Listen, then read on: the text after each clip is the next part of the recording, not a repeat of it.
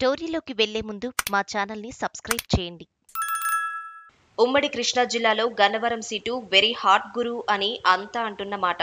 ఈ సీటు తెలుగుదేశం పార్టీకి కంచుకోట. కాంగ్రెస్ సైతం అతి తక్కువ సార్లు గెలిచింది ఇక్కడ.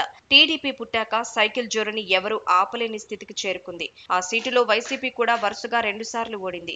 ఈసారి ఎలాగైనా గెలవాలని టీడీపీ నుంచి గెలిచిన సిట్టింగ్ ఎమ్మెల్యే వల్లభనేని వంశీని తమ పార్టీలోకి తెచ్చింది. ఆయనకు టికెట్ ఇచ్చింది. వైసీపీలో ఉన్న యార్లగడ్డ వెంకటరావు టీడీపీలోకి వెళ్లి పోటీ చేశారు. ఈ ఇద్దరి మధ్యన భీకరమైన పోరు సాగింది. ఫలితాలకు అతి తక్కువ సమయమే ఉంది. పోలింగ్ సరళి చూస్తే 2 పార్టీలలో చర్చ అయితే అంతర్గతంగా సాగుతోంది. పోటాపోటీగానే సాగిందని అంటున్నారు. టఫ్ ఫైట్ గా సాగిన ఈ పోరులో విజేత ఎవరైనా తక్కువ మెజారిటీ రావటం ఖాయమని అంటున్నారు. వంశీ అయితే తన హ్యాట్రిక్ విజయం మీద నమ్మకం ఉంచారు. కానీ అది జగన్ సంక్షేమ పథకాలు పొందిన పేదలు, మహిళలు, ఇతర వర్గాల లబ్ధిదారులతోనే అని అంటున్నారుట. తనకు సొంత సామాజిక వర్గం వెన్నుపోటు పొడిచింది అన్నది వంశీ సన్నిహితులతో అన్నట్లుగా ప్రచారంలోకి వచ్చింది. తాను 10 ఏళ్ల పాటు ఎమ్మెల్యేగా వారికి ఎంతో చేశాను అని ఆయన చెప్పుకొచ్చారు. అయినా సరే వారు ఎన్నికల వేళ తనకే టోకరా ఇచ్చారని వాపోయినట్లుగా చెబుతున్నారు.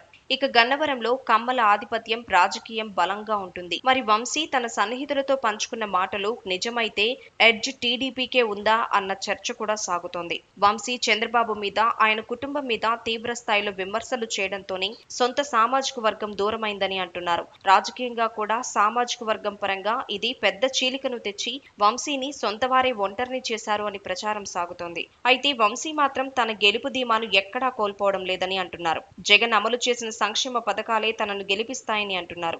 ఎక్కువ శాతం ఓటింగ్ జరగటం, మహిళలు ఓటింగ్ లో పాల్గొనటం కూడా వైసీపీ విజయానికి కలిసి వచ్చిన పరిణామమని వంశీ వర్గీయులు చెబుతున్నారు. ఏది ఏమైనా చూస్తే ఫలితం మాత్రం ఈవీఎంలలో నిక్షిప్తమై ఉంది. దాంతో వంశీ గెలుస్తారా, యార్లగడ్డ సైకిల్ ఎక్కి అసెంబ్లీ దాకా పరుగులు తీస్తారా అన్నది మాత్రం టెన్షన్ పెట్టే అంశమే అవుతుంది అని అంటున్నారు.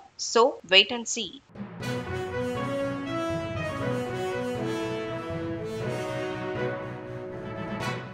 స్టోరీలోకి వెళ్లే ముందు మా ఛానల్ని సబ్స్క్రైబ్ చేయండి.